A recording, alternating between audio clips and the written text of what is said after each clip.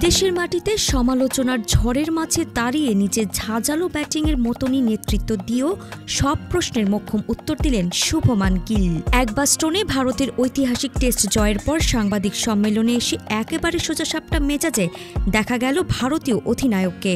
England সফরের আগে কেউ বলেছিলেন তার বিদেশের পরিসংখ্যান খারাপ, কেউ বলেছিলেন সেনা দেশগুলোতে রান করতে পারবেন না, কেউ প্রশ্ন তুলেছিলেন নেতৃত্বদানের ক্ষমতা নিয়েও। সেই সব সমালোচকদের দিকে ইঙ্গিত করে গিল বলেন, কই আমার প্রিয় সাংবাদিককে তো দেখতে পাচ্ছি না, তিনি কোথায়? তাকে এখানে আশা করেছিলাম। ওয়ালটন এখন দেশের সীমানা পেরিয়ে পৌঁছে গিয়েছে 50টিরও বেশি দেশে। ওয়ালটন, ঘরে ঘরে বিশ্বজুড়ে। এই মন্তব্য যেন অনেকটাই ফিরিয়ে নিয়ে গেল 1983 সালের বিশ্বকাপে। সেই সময় ডেভিড ফ্রিথ নামে এক ইংরেজ সাংবাদিক ভারতের সুযোগ সন্ধানী ক্রিকেট ভবিষ্যৎকে প্রশ্নবিদ্ধ করেছিলেন। পরে বিশ্বকাপ জেতার পর সেই মন্তব্য গিলে নিতে হয়েছিল তাকে। এবার কি তবে গিলের মন্তব্য শুনে সেই সমালোচক সাংবাদিকরাও লজ্জায় মুখ লুকাচ্ছেন?